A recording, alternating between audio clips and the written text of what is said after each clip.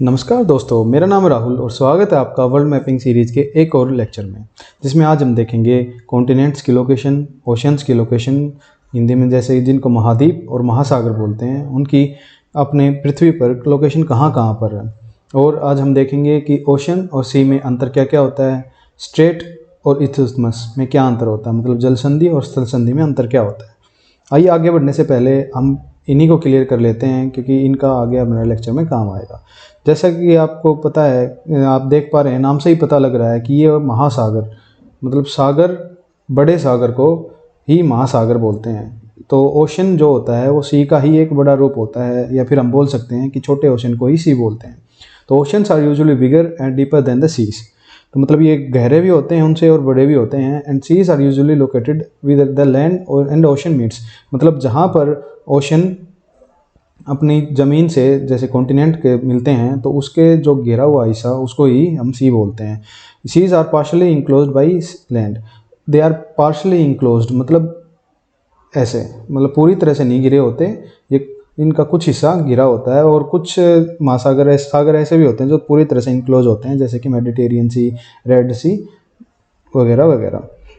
और हम अब इस्थुतमस और स्ट्रेट में भी डिफरेंस देख लेते हैं। इस्थुतमस मतलब थल संधि या स्थल संधि, और स्ट्रेट मतलब जल संधि। जैसे कि हिंदी से तो हमें डिफरेंस पता लग ही रहा है, ये है स्थल संधि, मतलब ये होती है वो लैंड का पार्ट होती है, और जल संधि मतलब बनी होती है अपने पानी से। तो मतलब कोई भी अगर दो जैसे कि ज़मीन के हिस्से हैं, उनको हम कोई ज़मीन का हिस्सा ही अलग करें और यहाँ पर वाटर बॉडी हो, पानी हो, तो उसको बोलेंगे स्थल संधि। अगर कोई भी दो लैंड का हिस्सा और दो पानी का हिस्सा, जैसे कि दो महासागर, सागर, किसी जल के हिस्से से, जल के द्वारा, किसी भी कैनाल के द्वारा या फिर किसी इसी पानी से बनी हुई चीज़ के द्वारा अलग होते हैं, तो उसको बोलते हैं हम स्ट्रेट। ये ऐसे समझ में नहीं आएगा, इसको हम एक बार मैप में देख लेते हैं ताकि हमारा क्लियर हो जाए। तो मैंने क्या बताया था, अगर कोई भी दो land mass A and land mass B अगर ज़मीन के किसी हिस्से से अलग हो रहे हों और दो वाटर बॉडी, तो उसको बोलेंगे इस्थुतमस। ये है इस्थुतमस स्थल संधि। अगर कोई भी दो लैंड मास, जैसे land mass A and land mass B, और दो water body, land mass water body A and water body B, अगर किसी जल के हिस्से के द्वारा अलग हो रहे हो, ये जैसे आप देख पा रहे हैं ये पानी है, पानी से ही अलग हो रहे हैं ना ये, तो उसको बोलेंगे हम स्ट्रेट। तो ये है अपनी बाबा जिब्राल्टर की स्ट्रेट, और ये है पनामा की स्थल संधि, पनामा इस्थुतमस। और जैसे कि मैं बता रहा था पार्शली इंक्लोज, तो ये देखिए जैसे कि कैरेबियन सी है, ये पार्शली इंक्लोज्ड है, ये फ्लोरिडा कोस्ट से, मैक्सिको कोस्ट से। और ये आपका मेडिटेरियन सी है, ये फुल्ली इंक्लोज्ड है, जैसे कि आप देख पा रहे हैं। जैसे ये भी आप देख सकते हैं, जो काला सागर है, ब्लैक सी है, ये भी पार्शली इंक्लोज्ड है। सही, चलिए आज हम अपने लेक्चर को आगे बढ़ाते हैं और लास्ट में इसके हम क्वेश्चंस भी देख लेंगे कि इस टॉपिक से कौन से क्वेश्चन आते हैं, कौन से एग्जाम में आते हैं और उनको कैसे सोल्व किया जाए। तो आपको पता ही होगा, या नहीं पता तभी पता लग जाएगा, कि हमारे पृथ्वी पर 7 कॉन्टिनेंट्स हैं और 5 ओशंस हैं। तो मतलब 7 तो महाद्वीप हैं और 5 महासागर हैं। पर आप जैसे कि इस फोटो में, पिक्चर में देख पा रहे हैं कि जो ब्लू वाला हिस्सा है वो वाइट वाले हिस्से से ज़्यादा है। तो मतलब जो पानी है पृथ्वी पर वो आपके लैंड मास से बहुत ही ज़्यादा है, ऑलमोस्ट दुगने से भी ज़्यादा है, ये देख लिए तो आप।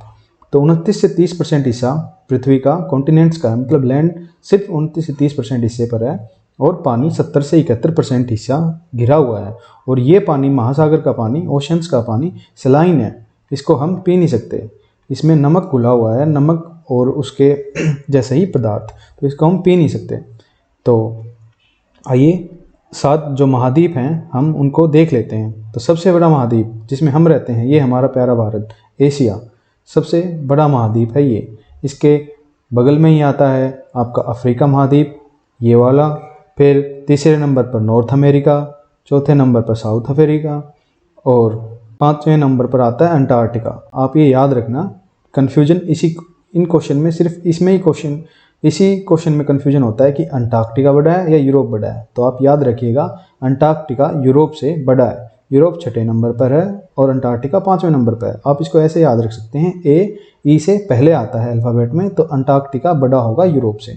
और उसके बाद ये तो आप बचपन से ही पढ़ते आ रहे हैं कि ऑस्ट्रेलिया सबसे छोटा महाद्वीप है। आपने कई बार ओशियाना भी सुना होगा। ओशियाना नाम, जैसे कि ये पापा न्यू गिनिया का आइलैंड है, ये न्यूजीलैंड और इस सब को मिला के ओशियाना बोल देते हैं। और तो ओशियाना भी या फिर ऑस्ट्रेलिया, ये 7वें नंबर का सबसे छोटा महाद्वीप यही है। तो एक बार फिर से देख लेते हैं। सबसे बड़ा महाद्वीप एशिया, फिर अफ्रीका, नॉर्थ अमेरिका, ये साउथ अमेरिका, यूरोप 6ठे नंबर पर, याद रखिएगा ई लास्ट में आता है, फिर अंटार्कटिका के बाद ही आएगा। तो north America, South America, Antarctica, Europe और ऑस्ट्रेलिया। तो एक बार हम इनको देख लेते हैं कि ये कौन कौन सी संधि के द्वारा अलग होते हैं या फिर एक दूसरे से अलग कैसे हैं। ये याद करने की अभी आवश्यकता नहीं है, बस एक बार आपकी नॉलेज के लिए बता देता हूँ मैं, क्योंकि ये जब हम इस सीरीज़ के और लेक्चर देखेंगे तो उससे अपने आप ही याद हो जाएगी, हमें इसमें ज़्यादा वो करने की आवश्यकता है नहीं। जैसे जैसे धीरे धीरे ये सीरीज़ आगे बढ़ेगी आप अपने आप याद हो जाएंगे। आज बस आप एक बार देख लो कि कहाँ पर कैसे अलग हो रहा है। ये जैसे मैंने बताया था, सबसे बड़ा महाद्वीप एशिया। ये जो यूरोप है, यूरोप 5वें नंबर का महाद्वीप, याद है ना आपको, उससे कहाँ से अलग हो रहा है? ये आपका काला सागर, ये कैस्पियन सी, कोकस माउंटेन और यूराल माउंटेन से अलग हो रहा है। सबसे बड़ी कंट्री ये वाली, यहाँ से लेके ऑलमोस्ट और यहाँ तक, ये रशिया सबसे बड़ी कंट्री है। ये ट्रांसकॉन्टिनेंटल कंट्री बोलते हैं इनको, मतलब दो महाद्वीप में, ट्रांसकॉन्टिनेंटल, दो कॉन्टिनेंट्स में जो है, ये हैं 3 कंट्री ऐसी जो यूरोप में भी हैं और अपने एशिया में भी हैं। रशिया, एक तो ये, एक यहाँ पर एक कंट्री है कजाकिस्तान वो, और एक टर्की यहाँ पर। ये 3 कंट्री ऐसी हैं जो यूरोप में भी हैं और एशिया में भी हैं। एक ऐसी ट्रांसकॉन्टिनेंटल कंट्री इजिप्ट है, यहाँ पर है, जो अफ्रीका में भी है, और इसका एक पार्ट सिनाई पेनिनसुला जो स्वेज कनाल के द्वारा अलग होता है एशिया से, वो एशिया में भी है। तो ऐसी एक इजिप्ट भी ट्रांसकॉन्टिनेंटल कंट्री है। और एशिया से अफ्रीका अलग होता है मेडिटेरियन सी, भूमध्य सागर, लाल सागर, स्वेज नहर और बाबा अलमंडेब की जल संधि के द्वारा। तो ये 4 चीज़ें एशिया महाद्वीप को अफ्रीका महाद्वीप से अलग करती हैं, और यूरोप को अफ्रीका महाद्वीप से अलग करती है जिब्राल्टर की जल संधि। ये यहाँ पर एक देश है स्पेन और यहाँ पर एक मोरक्को, अफ्रीका में मोरक्को और यूरोप में स्पेन, इन दोनों से अलग करती है जिब्राल्टर की जल संधि। ये आपका मेडिटेरियन सी और ये आपका अटलांटिक ओशन, इन दोनों को भी जिब्राल्टर की संधि ही अलग करेगी। तो आप याद रखिएगा, अगर नहीं हो रही तो आगे की लेक्चर जो आप देखोगे उसमें अपने आपको याद हो जाएंगे, आपको घबराने की आवश्यकता नहीं है। और ये आपका नॉर्थ अमेरिका, ये साउथ अमेरिका, ये दोनों अलग होते हैं पनामा की जल संधि से। पनामा नाम आपने सुना होगा, ये जो काला धन है उसके लिए बहुत फेमस है। तो यहाँ पर जो ज़्यादातर काला धन यहाँ से जो हवाला जो सिस्टम होता है वो पनामा से भी चलता है। तो अटलांटिक ओशन और पैसिफिक ओशन किससे अलग होते हैं? पनामा की स्थल संधि के द्वारा, या फिर यहाँ पर एक कैनाल भी बना दी गई है अब, क्योंकि पहले यहाँ से अगर यहाँ जाना हो, कैलिफोर्निया से अगर फ्लोरिडा में किसी को जाना हो तो पूरा साउथ अमेरिका घूम के जाना पड़ता था। तो अब ये यहाँ से जा सकते हैं, तो बहुत ही कम डिस्टेंस हो गया है अब। और जैसा आपको पता है कि पृथ्वी ऐसी तो है नहीं 2 डायमेंशनल, पृथ्वी अपनी अंडाकार शेप या जियोइड शेप जिसको बोलते हैं वह उस शेप की है। तो उसमें जो आपका ये हिस्सा है और ये हिस्सा एक ही है। तो जो आपका जो एशिया है ये नॉर्थ अमेरिका से बेरिंग की जल संधि के द्वारा अलग होता है, ये बेरिंग है जल संधि है। तो आइए और हम देख लेते हैं अब इसको, एक बार याद कर लें इनके इंपॉर्टेंट क्वेश्चन कौन कौन से आते हैं।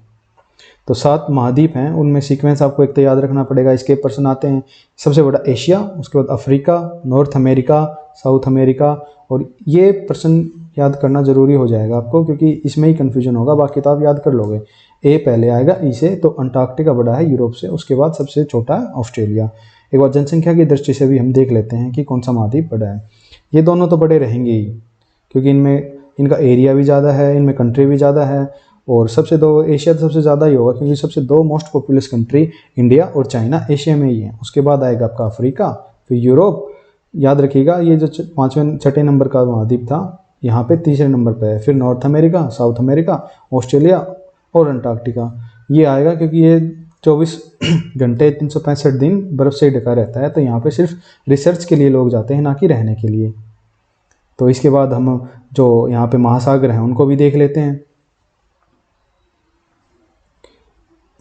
सबसे बड़ा महासागर प्रशांत महासागर, जिसको इंग्लिश में पैसिफिक ओशन भी बोल देते हैं, ये ओ शेप का है। आप देख पा रहे हो यहाँ से एक हाफ हो और हाफ हो यहाँ से बन के पैसिफिक ओशन सबसे बड़ा है। उसके बाद आता है आपका अटलांटिक ओशन जो एस शेप में है। फिर ये हिंद महासागर, इंडियन नाम से इंडियन ओशन नाम पड़ा है इसका, ये एम शेप का है। फिर आता है अंटार्कटिका महासागर, जिसको हम साउदर्न ओशन भी बोल देते हैं क्योंकि ये सबसे साउथ में है। और ऊपर सबसे आर्कटिक ओशन, जो आर्कटिक सर्कल होता है 66 1/2 डिग्री, तो 66 1/2 डिग्री के ऊपर जो सागर होगा उसको आर्कटिक ओशन बोलेंगे। तो सबसे बड़ा महाद्वीप एशिया, फिर Africa, north America, South America, Antarctica, Europe और सबसे छोटा ऑस्ट्रेलिया।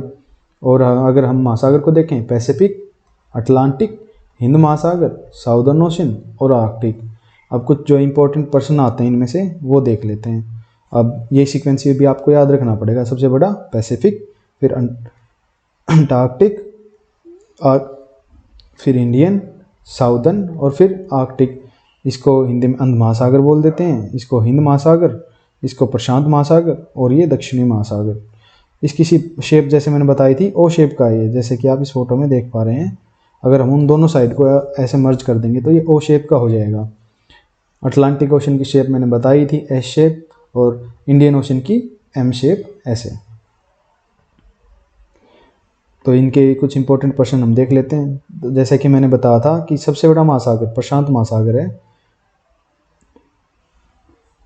जो अमेरिका और एशिया को लगता है, और ये दक्षिणी साइड से इसके ऑस्ट्रेलिया और साउथ अमेरिका भी इसके टच होते हैं। ये सबसे बड़ा तो है ही, और ये सबसे डीपेस्ट मतलब सबसे गहरा महासागर भी है। दुनिया का सबसे गहरा पॉइंट मैरियाना ट्रेंच, जिसको चैलेंजर डीप भी बोल देते हैं, वो भी इसमें ही है। ये आप ध्यान रखना कि ये अमेरिका की साइड नहीं है, बल्कि ये एशिया की साइड है। ये जापान से नीचे और ये ताइवान के बगल में। और सबसे बड़ी प्रवाल भित्ति कोरल रीफ जो है वो भी प्रशांत महासागर में ही है। ये ऑस्ट्रेलिया की वेस्टर्न साइड पर है, याद रखिएगा, ये बहुत ही इंपॉर्टेंट क्वेश्चन है। तो पैसिफिक ओशन सबसे बड़ा, लार्जेस्ट, सबसे डीपेस्ट पॉइंट भी यहाँ पर ये मैरियाना ट्रेंच में। ग्रेट बैरियर रीफ जो सबसे बड़ी प्रवाल भित्ति है वो भी प्रशांत महासागर में ही है, ऑस्ट्रेलिया की ये ईस्टर्न कोस्ट पर है, याद रखिएगा। ऐसे प्रश्न आते हैं तो एक बार हम देख लेते हैं इनको। पैसिफिक ओशन सबसे बड़ा महासागर है, और क्या सबसे गहरा भी है। मैरियाना ट्रेंच जिसको चैलेंजर डीप बोलते हैं वो भी पैसिफिक ओशन में ही है, याद रखिएगा। और रिंग ऑफ फायर क्या मतलब, फायर क्यों बोला है इसको रिंग ऑफ फायर, क्योंकि यहाँ पे बहुत सारे वोल्केनोज हैं। वोल्केनोज क्या होते हैं, वोल्केनोज होते हैं आपके ज्वालामुखी। तो ये ज्वालामुखी बहुत सारे हैं। इस पर ज्वालामुखी क्यों है, हम जैसे फिजिकल ज्योग्राफी की क्लास स्टार्ट करेंगे उसमें हम देखेंगे कि जो हमारी पूरी पृथ्वी 7 बड़ी प्लेट, 7 मेजर प्लेट और कुछ माइनर प्लेट से मिलकर बनी है। प्लेट क्या होती हैं, ऐसे कुछ पृथ्वी को हिस्सों में बांट दिया गया है जो मैग्मा होता है उसके ऊपर तैरती रहती हैं। तो ये मूव करती रहती हैं। जैसे कि पहले आपको पता होगा, नहीं पता होगा तो हम फिजिकल ज्योग्राफी वाले में देखेंगे कि जो इंडिया था वो गोंडवाना का हिस्सा था, गोंडवाना भूमि का हिस्सा था। फिर ये कुछ 125 मिलियन साल पहले मूव होना स्टार्ट हुआ, और ये मूव होते 70 मिलियन साल पहले यूरेशिया जो प्लेट है उससे टकराया और हिमालय का गठन हुआ था। तो ऐसे जो मूव कर रही हैं वो प्लेट ही मूव कर रही हैं, ना कि ये आपके कॉन्टिनेंट मूव कर रहे हैं। प्लेट के ऊपर कॉन्टिनेंट हैं जो कि मूव कर रहे हैं। तो ये मूव करेंगे तो एक दूसरे से टकराएंगे, टकराए के एक नीचे बैठ जाएगी और एक ऊपर आएगी। जो नीचे बैठेगी वो लावा के रूप में बाहर आएगी, जिसको हम ज्वालामुखी कहते हैं। तो जो जितने बहुत सारे ज्वालामुखी इधर हैं, क्योंकि आपस में प्लेट टकराने के कारण ये एक पूरे बेल्ट बन चुकी है, जिसको हम रिंग ऑफ फायर कहते हैं ज्वालामुखी के कारण। जब टकराती हैं तो उसी के कारण भूकंप आता है। तो ये भूकंप प्रभावित क्षेत्र है और ज्वालामुखी प्रभावित। तो सबसे ज़्यादा पृथ्वी पर जो भूकंप या वोल्केनो आते हैं वो यहीं पर आते हैं, इसलिए इसको रिंग ऑफ फायर बोलते हैं। याद करने का क्या तरीका है इसका, रिंग मतलब ओ शेप किस ओशन की है, प्रशांत महासागर की। तो जो रिंग ऑफ फायर है वो पैसिफिक ओशन में ही होगा, और वो किसके कारण है, क्योंकि प्लेट मूव करने के कारण। अब अटलांटिक ओशन को भी देख लेते हैं। अटलांटिक ओशन अपना ये है, कौन सा शेप है ये, एस शेप है, ये भी प्रश्न आता है। और दूसरा जैसे कि सी का हमने क्या बताया था, पार्शली इंक्लोज्ड बाई लैंड, जो लैंड से स्थल से जो घिरा हुआ होता है पार्शली, पर ये एक ऐसा सागर है सारागासो सी जिसका कोई भी किसी भी ज़मीन से घिरा नहीं हुआ, लैंड बॉर्डरलेस सी है, इसका कोई भी बॉर्डर नहीं है, चारों ओर से पानी से घिरा है, फिर भी ये अलग है। अलग इसका क्यों है, क्योंकि यहाँ पे कुछ धाराएं बहती हैं, ओशन करंट्स, जैसे कि ये आपकी गल्फ स्ट्रीम, कैनरी, और ये बह के आपकी इसका एक निर्माण करती हैं अलग से एक ओशन का। इसमें मछली का भी उत्पादन बहुत ज़्यादा होता है, तो आप याद रखिएगा, क्योंकि बहुत सारी इसमें गर्म और ठंडी जलधाराएं मिलती हैं, मतलब ओशन गर्म हॉट ओशन करंट्स और कोल्ड ओशन करंट्स मिलते हैं, तो इसलिए यहाँ पे मछली भी बहुत ज़्यादा होती हैं, इसलिए यहाँ पे मछलियों का बहुत ज़्यादा खान पान होता है, याद रखिएगा आप। तो सारागासो सी अटलांटिक ओशन में है, ये भी याद रखिएगा आप। और दूसरा इसका क्या है कि ये लैंडलेस और बॉर्डरलेस सी है, ये भी याद रखिएगा, प्रश्न आ जाते हैं। और कि पोर्टोरिको की ट्रेंच, पोर्टोरिको एक देश है यहाँ पे, तो उसके नाम पे इसका नाम पड़ा है ट्रेंच। जैसे मरियाना ट्रेंच थी, वैसे ही प्रशांत महासागर का सबसे डीपेस्ट पॉइंट पोर्टोरिको ट्रेंच है, जो कि प्रशांत महासागर में है। पोर्टोरिको ट्रेंच, ये आप याद रखिएगा। जो बरमूडा ट्रायंगल आपने सुना होगा, जिसमें सब कुछ जहाज जिसके ऊपर चाहे डूब जाते हैं, फिल्म भी देखी होंगी बहुत सारी आपने इसके बारे में, तो वो भी बरमूडा ट्रायंगल भी इधर ही है, कैरेबियन उसके के पास, तो ये भी आप याद रखिएगा। तो अटलांटिक ओशन एस शेप का है, दूसरा सबसे बड़ा है, पोर्टोरिको ट्रेंच भी इसी में है, सारागासो सी भी इसी में है, और बरमूडा ट्रायंगल भी अटलांटिक ओशन में ही है, आप याद रखिएगा। आप इसको स्क्रीनशॉट वगैरह मत लीजिए या फिर लिखिए नहीं, इसको आपको मैं पीडीएफ के रूप में प्रोवाइड कर दूंगा लास्ट में। और जैसे कि पोर्टोरिको ट्रेंच कहाँ पे थी, अटलांटिक ओशन में, और मरियाना ट्रेंच कहाँ पे थी, मरियाना ट्रेंच या चैलेंजर डीप थी पैसिफिक ओशन में। ऐसे ही एक सुंडा ट्रेंच और जावा ट्रेंच, ये कहाँ पर हैं, ये हैं आपकी इंडियन ओशन में। नाम देख लो, सुंडा, जावा, ये लग रहे हैं ना कि कुछ जाने पहचान नाम है, तो ये दोनों होंगे इंडियन ओशंस में। तो एक बार हम देख लेते हैं, उसके बाद जो ये पढ़ेंगे। तो सबसे बड़ा महाद्वीप एशिया, फिर अफ्रीका, फिर नॉर्थ अमेरिका, फिर साउथ अमेरिका, उसके बाद ये नहीं है, पहले अंटार्कटिका, फिर छठे नंबर पर यूरोप, और सातवें पर ओशियाना या फिर आपका ऑस्ट्रेलिया। सबसे बड़ा महासागर पैसिफिक ओशन, प्रशांत महासागर, Atlantic ocean, Indian ocean, southern ocean और आर्कटिक ओशन। इसमें मरियाना ट्रेंच सबसे बड़ा, रिंग ऑफ फायर, इसमें पोर्टोरिको ट्रेंच, सारागासो सी, यहाँ पर बॉर्डरलेस लैंडलेस, इसमें सुंडा ट्रेंच, जावा ट्रेंच, ठीक है। और ये सारे जो आपके 365 दिन बर्फ़ से ढका हुआ, ये आपका अंटार्कटिक, और ऐसे ही आर्कटिक भी बर्फ़ से ढका हुआ है। अब कुछ इंपॉर्टेंट हम अपने इनके सागर के बारे में देख लेते हैं, दुनिया में कौन कौन से सीज़ हैं। ये आपको याद करने की बिल्कुल भी ज़रूरत नहीं है फ़िलहाल, क्योंकि आपको बात जैसे आप लेक्चर देखोगे आपको याद अपने आप ही हो जाएंगे, तो आपको अभी इसको कुछ ज़्यादा इसकी टेंशन लेने की आवश्यकता नहीं है। ये आपके जो जितने भी हैं, ये मैं गारंटी देता हूँ इस सीरीज़ क्लास तक आपको याद हो जाएंगे बिना रट्टा मारे। तो जैसे मैंने बताया था, ये आपका मेडिटेरियन सी, भूमध्य सागर, जो किसको, यूरोप को अफ्रीका से अलग करता है। ब्लैक सी, काला सागर, कैस्पियन सी, ये सी जरूर है पर ये झील है एक, ये सागर नहीं है, ये एक झील है। तो कैस्पियन सी, ये खारे पानी की सबसे बड़ी झील, और दुनिया की सबसे बड़ी झील भी यही है। ये आपका अरेल सी, ये देख रहे हो ना आपको, कैसा चारों ओर से ये लैंड से ढका हुआ है, कहीं भी इसके पानी नहीं लगता, ना ओशन ना कोई सी। तो ये आपका जो चारों तरफ से ज़मीन से घिरा हुआ अराल सी, ये भी अराल। कैस्पियन सी भी चारों ओर से ज़मीन से घिरा हुआ है, इसके बाउंड्री पर भी कोई ओशन वगैरह नहीं लगता, याद रखिएगा आप। अरेबियन सी, ये आपकी बंगाल की खाड़ी, साउथ चाइना सी बहुत ही कंट्रोवर्शियल है, क्योंकि आप देखेंगे जब हम फिजिकल ज्योग्राफी पढ़ेंगे कि 200 नॉटिकल माइल तक एक किसी भी हम खनन कर सकते हैं, कोई भी देश 200 नॉटिकल माइल तक उसके, तो आप ये देखोगे कि कितनी सारी कंट्री लगती हैं यहाँ पर, ताइवान वगैरह, फिलीपींस, और ये तो 200 नॉटिकल माइल सारा इसमें ही हो जाता है, तो इसलिए बहुत ही कंट्रोवर्शियल है। और चाइना यहाँ पर कुछ आर्टिफिशियल आइलैंड भी बना रहा है अपने ये 200 नॉटिकल माइल बढ़ाने के लिए। ऐसे ये येलो सी, ये भी चाइना के अंडर ही आता है, देख लीजिए आप। ये ईस्ट चाइना सी, रेड सी, लाल सागर जो आपका अरेबियन पेनिनसुला है उसको अफ्रीका से या फिर एशिया को बोल सकते हैं आप, अफ्रीका से अलग करता है। ये सुएज कनाल है यहाँ पे जो मेडिटेरियन सी और लाल सागर को जोड़ती है।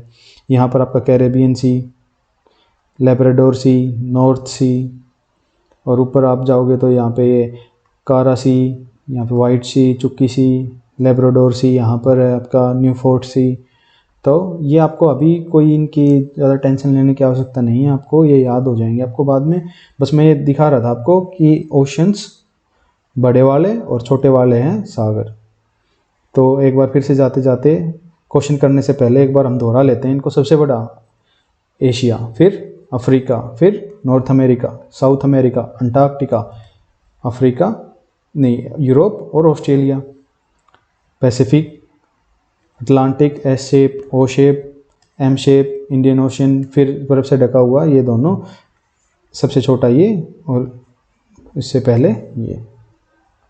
तो अब इसके लगते कुछ हम क्वेश्चन देख लेते हैं ताकि हमें कुछ तो ऐसा एहसास हो कि हाँ हमने कुछ पढ़ा है। Ring of fire, ring, ring मतलब ओ शेप, ओ शेप मतलब पैसिफिक ओशन। तो रिंग ऑफ फायर कहाँ पर होगी? पैसिफिक ओशन में। और रिंग ऑफ फायर क्यों बोलते हैं इसको? क्योंकि वोल्केनोज मैंने बताया था और अर्थक्वेक यहाँ पर होते हैं प्लेट के मूवमेंट के कारण। तो ring of fire Pacific ocean में है, वो शेप है वोल्केनो और अर्थक्वेक से एसोसिएटेड है ये। ग्रेट बैरियर रीफ कहाँ पर बताई थी बताओ? ऑस्ट्रेलिया से बगल में परवाल भित्ती, परवाल भित्ती coral reef, great barrier reef है, वो कोरल से बनी हुई है। कोरल भी एक दो जीवों से बना होता है, एक तो एक सख्त जो कैल्शियम कार्बोनेट का बना है और उसके ऊपर एक जीव है एल्गे लगा होता है जो इसको खाना प्रदान करता है। ये भी हम जो इन्वायरमेंट के जब लेक्चर पढ़ेंगे उसमें हम देख लेंगे जब इन्वायरमेंट पे हम आएंगे। तो in which of following is the barrier reef located? तो कोरल सी में होगी ये।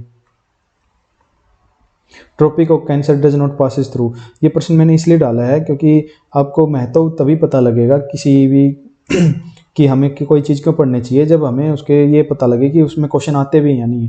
हम कंट्री और इनको क्यों पढ़ रहे हैं? क्योंकि हम अगर याद करेंगे कि म्यांमार, नेपाल, चाइना, ऐसे तो बहुत आपको वास्ट सिलेबस हो जाएगा और आपको याद भी नहीं होंगे कि कैसे याद करें कैसे ना करें। आप याद करोगे तो भी भूल जाओगे, पर आप एक बार अगर देख लोगे कि अगर आपको पता लग जाएगा, जैसे कि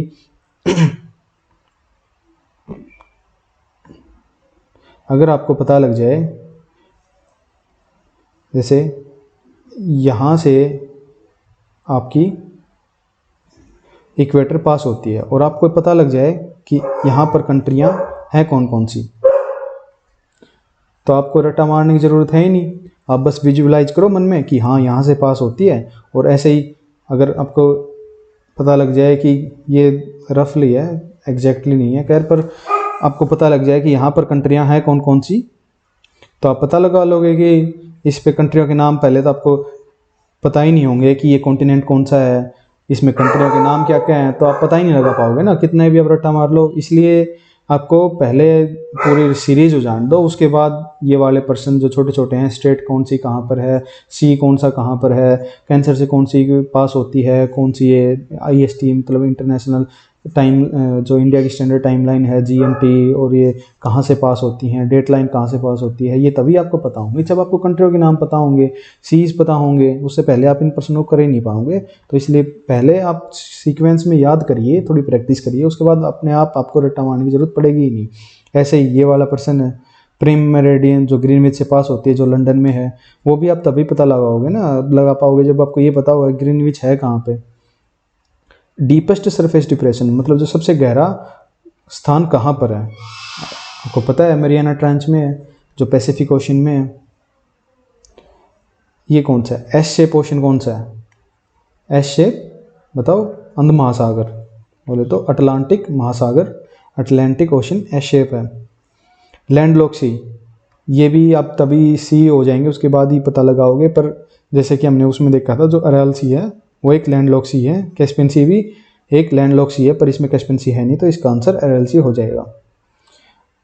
constant intermingling of salt water and fresh water, salt water ocean में होता है, फ्रेश वाटर आपका नदियों में होता है, तो जहाँ पे नदी मिलेंगी वहाँ पर इंटरमिंगलिंग होगा, तो डेल्टा में इंटरमिंगलिंग होगा, एस्चुरी में भी इंटरमिंगलिंग होता है। डीपेस्ट ओशन सरफेस, तो डीपेस्ट कौन सा है? पैसिफिक ओशन है, मैरियाना ट्रेंच है जहाँ पर, जिसको चैलेंजर डीप भी बोल देते हैं। अब ये देखो, ये पर narrow stretch of water connecting the two seas, तो टू सीज को, एक सी और C2, दो सागरों को कनेक्ट करने वाला पैसेज ऑफ वाटर, तो मतलब ये किसका पैसेज है? वाटर का पैसेज है, तो ये क्या होगा? ये होगा आपका स्ट्रेट। अगर यही प्रश्न में होता कि नैरो स्ट्रेच ऑफ लैंड, तो दो सी को कनेक्ट करने वाली लैंड को क्या कहेंगे? हम कहेंगे स्थितमस, स्थल संधि, और इसको कहेंगे जल संधि, क्योंकि ये जल से मिलकर बनी है और ये स्थल से मिलकर बनी है। लार्जेस्ट ओशन कौन सा है बताओ? Pacific ocean. करंट भी हम बाद में देखेंगे, क्योंकि पहले हमें सारे कॉन्टिनेंट याद होने चाहिए। करंट देश देखने से पहले वो करंट किस देश में बह रहा है को, उसके लिए हमें देशों के नाम भी तो पता होने चाहिए ना। करंट, ये भी करंट का वर्षन आ गया। The ocean which touches the Asian and American shores, Asia और अमेरिका को कौन टच करता है बताओ आप? ये आपका अमेरिका, ये आपका एशिया, कौन टच करेगा? इधर भी और इधर भी। मैं बताता था ना ऐसे मुड़ के, तो ये पैसिफिक ओशन हो जाएगा इसका, पैसिफिक ओशन। तो पैसिफिक। डीपेस्ट ओशन फिर से आ गया, देखो कितने इंपॉर्टेंट है, कितनी बार आ चुके हैं ये। टू सीज कनेक्ट करने वाली नैरो स्ट्रेच ऑफ वाटर, अगर वाटर का है तो क्या कहेंगे? स्ट्रेट, जल संधि। अगर यही लैंड का होता तो इसको कह देते इस्थुतमस। मैरियाना ट्रेंच देखो फिर से आ गया, कहाँ पर? Pacific ocean. सारगासो सी बताया था ना, लैंडलेस बॉर्डरलेस सी, जो धाराओं से ही मिलकर बना है, गल्फ स्ट्रीम, कैनरी, लेब्राडोर वगैरह। तो सारगासो सी कहाँ पर है? अटलांटिक ओशन में, याद रखिएगा। ग्रेट बैरियर रीफ, ये फिर से आ गया, देखो कहाँ पर है? कहाँ पर बताई थी? पैसिफिक ओशन, ये ऑस्ट्रेलिया के ईस्टर्न छोर पर, ईस्ट में बोले तो ऑस्ट्रेलिया के पूर्व में है। Ring of fire, ring of fire कहाँ पे बताई थी? रिंग मतलब ओ शेप, ओ शेप कौन सा? Pacific ocean. Great barrier reef फिर से आ गया, कहाँ पर? ऑस्ट्रेलिया के साइड में है। Deepest trench of Indian ocean, Indian ocean की कौन सी थी? दो, जावा ट्रेंच, और एक और ट्रेंच कौन सी है यहाँ पे बताओ? सुंडा ट्रेंच भी। एक्टिव वोल्केनो कहाँ पर है? कहाँ पे बताया था? रिंग ऑफ फायर, फायर मतलब ओ मतलब पैसिफिक ओशन। डीपेस्ट ट्रेंच फिर से आ गए, देखो पैसिफिक ओशन में ही है। एक्टिव वोल्केनो कहाँ पर होंगे? फायर ओ मतलब रिंग, ओ मतलब पैसिफिक ओशन। ये फिर से रिंग ऑफ फायर कहाँ पर है? Circumference of Pacific belt. Great barrier ये फिर से आ गया, कहाँ पर है? कौन सी कोस्ट पर है? पूर्वी छोर पर, ईस्टर्न कोस्ट पर। पैसिफिक रिंग ऑफ फायर कहाँ पर है? Area of constant forest fire, forest fire के लिए फायर बोलते हैं क्या इसको? नहीं, ये बोलते हैं क्योंकि जो बेल्ट मूव करती है, इनके टकराने से वोल्केनो का जन्म होता है, तो volcanic belt around the Pacific. Gulf stream जैसे मैंने बताया था, जिससे मिलकर सारगासो सी बना है, तो ये एक वार्म वाटर करंट है।